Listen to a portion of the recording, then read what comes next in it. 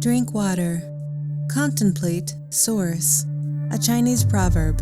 Tonight, let's splash out some random thoughts on water, just for refreshment.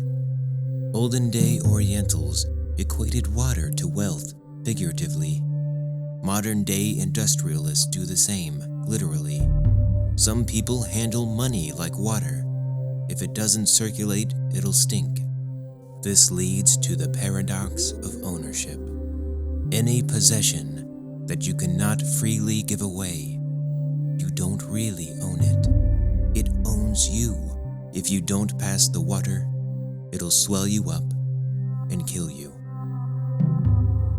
Something as plain as water can be so hard to soak in, huh? Just like learning anything useful that is complex and profound, one must start with an open mind to take it all in by emptying one's cup. Then one must quiet the mind to screen out the noise from your truth, like stilling the water to let the mud settle to the bottom. Swimming regularly can be a great mind training exercise for that.